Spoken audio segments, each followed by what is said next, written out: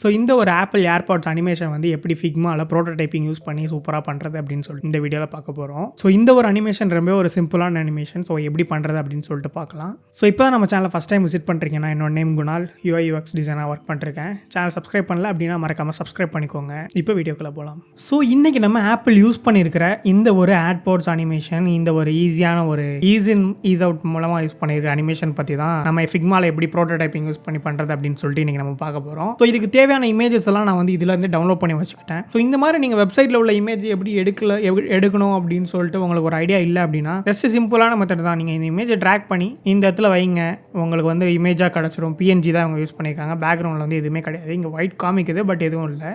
So நீங்கள் நார்மலாக savers கொடுத்து யூஸ் பண்ணிக்கலாம். ஸோ இந்த ஒரு easy in is out animation வந்து எப்படி பண்ணுறது அப்படின்னு சொல்லிட்டு நம்ம பார்க்க போகிறோம். ரொம்பவே ஒரு சிம்பிளான அனிமேஷன் தான் இது. ஸோ இது எப்படி பண்ணியிருக்காங்க அப்படின்னு சொல்லிட்டு பார்க்கலாம். பின்னாடி பார்த்தீங்கன்னா ஏர்பாட்ஸ் மேக்ஸ்னு ஒரு டெக்ஸ்ட் யூஸ் பண்ணியிருக்காங்க.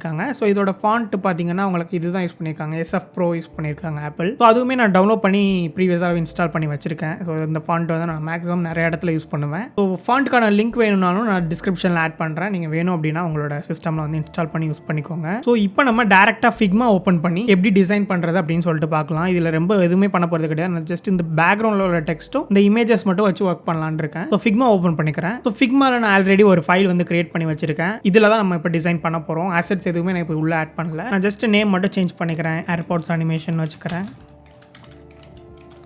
ஓகே.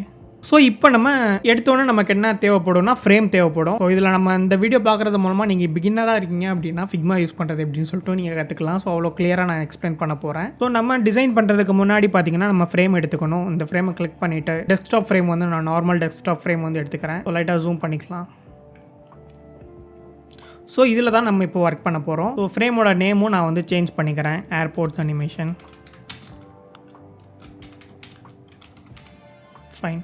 ஸோ நான் ஜஸ்ட் இப்போ என்ன பண்ண போகிறேன்னு பார்த்தீங்கன்னா, பேக்ரவுண்டில் எனக்கு பார்த்தீங்கன்னா இந்த ஒரு டெக்ஸ்ட் வேணும், ஏர்பாட்ஸ் மேக்ஸ்ன்னு. அதை நான் வந்து ஆட் பண்ணிக்கிறேன். ஜஸ்ட் டெக்ஸ்ட் ஆட் பண்ணுறதுக்கு இந்த ஒரு டெக்ஸ்ட் டூல், டீ போட்ட டூலை எடுத்துக்கிட்டு டைப் பண்ணிக்கலாம். AirPods Max. Fine. So font size ஒரு 180 பிக்சல்ஸ் கொடுத்துக்கலாம். சென்டரில் வச்சுக்கிறேன். அண்ட் இதோட ஃபாண்ட் வெயிட்டை பார்த்திங்கன்னா அவங்க யூஸ் பண்ணியிருக்கிற மாதிரி செமி போல்டு கொடுத்துக்கலாம். ஸோ இதுதான் அவங்களோடது, பார்த்திங்கனாலே தெரியும். ஸோ இதுதான் அவங்களோட ஒரு டெக்ஸ்ட்டு. நான் ஜஸ்ட் இதை டிஃப்ரென்ஷியேட் பண்ணுறதுக்காக பேக்ரவுண்டில் ஒரு கலர் வந்து யூஸ் பண்ணிக்கிறேன். லைட்டாக ஒரு டிண்ட் மாதிரி, இல்லைனா க்ரே கூட நான் யூஸ் பண்ணிக்கிறேன். ஒன்றும் ப்ராப்ளம் இல்லை. ஜஸ்ட் நான் அந்த கலரை செலக்ட் பண்ணிட்டு ஸோ அதுக்குள்ளே நான் வந்து ஒரு ஃப்ரேம் போட்டுக்கிறேன். ஃபைன். சென்டராக அலைன் பண்ணிக்கலாம். இதுக்கு நான் வந்து ஒயிட் கலர் யூஸ் பண்ணிக்கிறேன். அண்ட் இந்த டெக்ஸ்ட்டை நான் வந்து சென்டராக வச்சுக்கிறேன் இந்த ஃப்ரேமுக்கு. ஃபைன். பர்ஃபெக்ட். ஸோ இப்போ நான் டவுன்லோட் பண்ணியிருக்கிற அந்த ஏர்பாட்ஸ் இமேஜை வந்து நான் வந்து இங்கே வந்து இம்போர்ட் பண்ணிக்கிறேன். நான் ஜஸ்ட்டு வந்து காப்பி பேஸ்ட் பண்ணிக்கிறேன். ஸோ நான் ஜஸ்ட் செலக்ட் பண்ணிட்டு அப்படியே ட்ராக் பண்ணி என்னோட ஒர்க் ஸ்பேஸில் விட்டுறேன். ஸோ மினிமைஸ் பண்ணிட்டு நான் இப்போ எதுவுமே பண்ண போகிறது கிடையாது. இந்த இமேஜை நான் இங்கே வச்சுக்கிறேன். ஸோ சிம்பிளாக நான் சொல்கிறேன். இப்போ நீங்கள் எடுத்துகிட்டு வந்தோன்னா உங்களுக்கு இந்த மாதிரி இருக்கா? ஸோ அப்படி இல்லை அப்படின்னா நீங்கள் தாராளமாக எல்லாத்தையும் செலக்ட் பண்ணிவிட்டு ஹரிசாண்டல் சென்டராகவும் வெர்டிக்கல் சென்டராகவும் சென்டராக அலைன் பண்ணிக்கோங்க. ஸோ சென்டராக அலைன் பண்ணிட்டு ஜஸ்ட் ஒன்றுமே கிடையாது, அப்படியே ட்ராக் பண்ணி உள்ளே எடுத்துகிட்டு வந்து வச்சுக்கோங்க. இது சென்டராக்கணும்ல. ஸோ இது எங்கே நமக்கு மேலே இருக்குது லைட்டாக. நான் எனக்கு இது சென்டராக வேணும், இன்னும் கொஞ்சம் பெருசாக வேணும். ஃபஸ்ட்டு நான் ஷிஃப்ட் ஹோல்ட் பண்ணி பெருசு பண்ணிக்கிறேன். அப்போ தான் நமக்கு ஈக்குவலான சைஸில் வந்து பெருசாக முடியும். ஸோ எனக்கு இன்னும் கொஞ்சம் பெருசாக வேணும். இந்த அளவுக்கு வச்சுக்கிறேன். வச்சுட்டு நான் இந்த இது வந்து சென்டராக கொண்டு வரணும். இந்த ஃப்ரேமுக்கு நான் இதை சென்டராக கொண்டு வரணும். ஜஸ்ட் ஷிஃப்ட் ஹோல்ட் பண்ணிங்கன்னா உங்களுக்கு ஐகான்ஸ் வந்து இந்த மாதிரி சேஞ்ச் ஆயிரும். ஸோ நான் ஜஸ்ட் சென்டராக அலைன் பண்ணிக்கிறேன். ஸோ இப்போ நம்ம வந்து ஒரு ஸ்க்ரீன் வந்து பண்ணிட்டோம். இதை நான் ஜஸ்ட் ப்ரிவ்யூ காமிக்கிறேன் எப்படி இருக்குன்னு. ஸோ இதுதான் நம்ம இப்போ பண்ணியிருக்கிற அந்த டிசைன். ஸோ இதில் நம்ம கலர் மட்டும் சேஞ்ச் ஆக போகுது. இப்போ பாருங்கள், இதில் பாருங்கள், ஒரு 1 செகண்ட் கேப்பில் நமக்கு இந்த ஒரு கலர் வந்து சேஞ்ச் ஆகிட்டே இருக்குது. ஸோ இது எல்லாமே இமேஜ் தான், கலர் கிடையாது.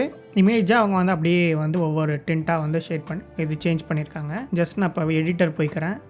இந்த ஃப்ரேமை நான் இப்போ டூப்ளிகேட் பண்ணுறேன். Ctrl+D கொடுத்தேன்னா டூப்ளிகேட் ஆகிரும். அப்படி இல்லைனா நீங்கள் இதை செலக்ட் பண்ணிட்டு காப்பி பேஸ்ட் ஒரு Alt or Shift கீஸ் ஒரு ஆப்ஷன் கீ ப்ரெஸ் பண்ணி நீங்கள் வந்து யூஸ் பண்ணிக்கலாம். இதை நான் வந்து ஃபஸ்ட்டு ஃப்ரேம் ஏர்பாட்ஸ் 1ன்னு வச்சுக்கிறேன். ஸோ இப்போ பெருசாக நம்ம எதுவுமே பண்ண போகிறது கிடையாது. ஜஸ்ட்டு நான் இந்த ஃப்ரேம் இருக்குல்ல, ஃப்ரேம்ன்ற பாருங்கள், சாரி, இந்த ஃபஸ்ட்டு இமேஜை செலக்ட் பண்ணிட்டு இதோட அப்பியரன்ஸில் உள்ள ஒப்பாசிட்டியை நான் வந்து 0 கொடுக்குறேன். செகண்ட் கலர் சேஞ்ச் ஆகிடுச்சு. நான் ஜஸ்ட்டு கொஞ்சம் கேப் விட்டுக்கிறேன். ஸோ நெக்ஸ்ட்டு இதில் நான் இந்த ஃப்ரேமை நான் ஒரு டூப்ளிகேட் பண்ணிக்கிறேன்.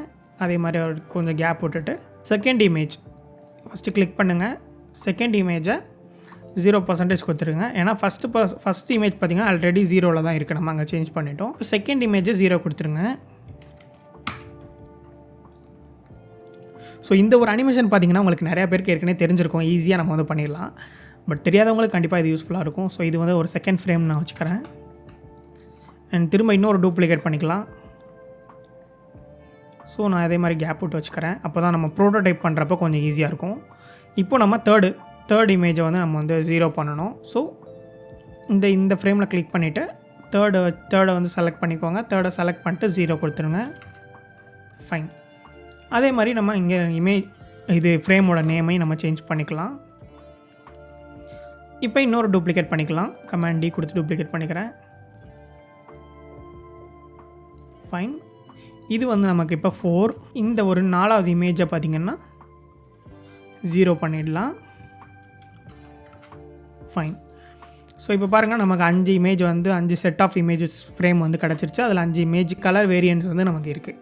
ஸோ இப்போ நம்ம வந்து பேசிக்கான ஒரு விஷயத்தை பண்ணியாச்சு. இப்போ நம்ம ப்ரோட்டோடைப் பண்ணி அனிமேஷன் கொண்டு வரணும். ஸோ அது பார்த்திங்கன்னா ரொம்பவே சிம்பிள், ஒன்றும் கிடையாது. நமக்கு டிலே ஆக நமக்கு இந்த ஃப்ரேம் வந்து சேஞ்ச் ஆகணும். அப்படி சேஞ்ச் ஆகிறப்போ நமக்கு அந்த ஈஸி இன் ஈஸ் அவுட் மட்டும் அப்ளை பண்ணிட்டோம் அப்படின்னா கம்ப்ளீட்டட். ஸோ அதை நம்ம எப்படி பண்ணுறதுன்னு பார்க்கலாம். ப்ரோட்டோடைப் பண்ணுறதுக்கு ஜஸ்ட் நான் இந்த ஃப்ரேமை செலக்ட் பண்ணிக்கிறேன். ப்ரோட்டோடைப் ஆப்ஷனை கிளிக் பண்ணிட்டு இந்த ஃப்ரேம்லேருந்து நான் இந்த ஃப்ரேமுக்கு ட்ராக் பண்ணி விடுறேன். இங்கே பார்த்தீங்கன்னா ஹோவர் பண்ணுறப்போ ப்ளஸ் காமிக்கும், அப்படியே ட்ராக் பண்ணி விட்டுருங்க. இதில் ஆன் கிளிக்லேருந்து நான் ஆஃப்டர் டிலேயில் ஒரு 1 செகண்ட்ஸ் வச்சுக்கிறேன்.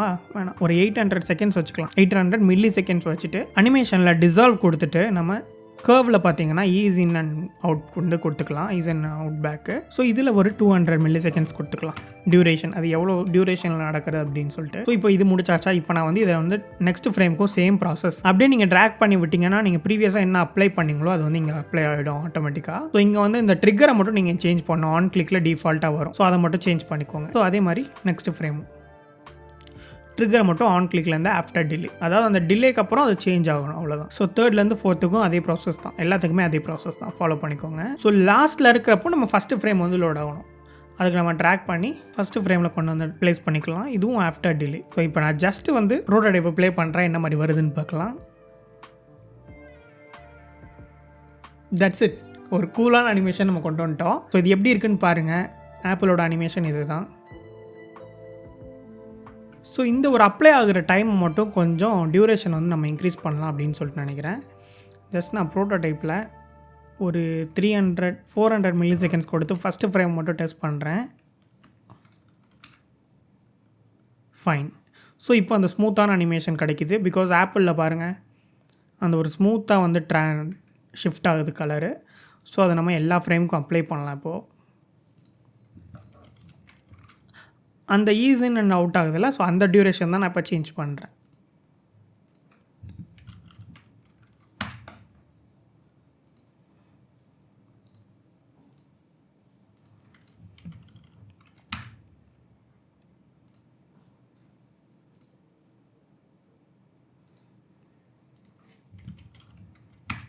ஸோ இப்போ ப்ளே பண்ணி பார்க்கலாம். ரீப்ளே பண்ணுறேன். ஸோ இப்போ பாருங்கள் எப்படி இருக்குன்னு. ஒரு ஃபுல் ஸ்க்ரீனில் போட்டு பார்க்கலாமா? ஃபைன்.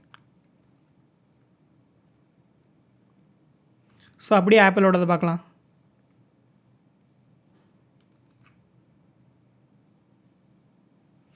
ஸோ இந்த ஒரு அனிமேஷன் எப்படி இருந்துச்சுன்னு மறக்காமல் கமெண்ட் செக்ஷனில் மென்ஷன் பண்ணுங்கள். இந்த வீடியோ பிடிச்சிருந்தா லைக் பண்ணுங்கள். இந்த ஃபைலுக்கான லிங்க் வந்து டிஸ்கிரிப்ஷனில் ஆட் பண்ணியிருக்கேன், நீங்கள் தாராளமாக யூஸ் பண்ணிக்கலாம். ஸோ அதுலேருந்து கூட அசெட்ஸ் வந்து டவுன்லோட் பண்ணிக்கலாம். அப்படி இல்லைனா அசெட்ஸ்க்கான லிங்க் வந்து நான் கூகுள் டிரைவாக தனியாகவும் செப்பரேட்டாக கொடுத்துருக்கேன், அது வேணால் நீங்கள் டவுன்லோட் பண்ணிக்கோங்க. ஸோ இந்த வீடியோவில் யூஸ் பண்ணியிருக்கிற எல்லா இமேஜஸ்க்குமே வந்து டிஸ்கிரிப்ஷனில் கூகுள் டிரைவ் லிங்க் இருக்குது. ஸோ வேணும் அப்படின்னா நீங்கள் தாராளமாக யூட்டிலைஸ் பண்ணிக்கலாம். இந்த ஒரு ஈஸியான அனிமேஷன் எப்படி இருந்துச்சுன்னு மறக்காமல் கமெண்ட் செக்ஷனில் மென்ஷன் பண்ணுங்கள்.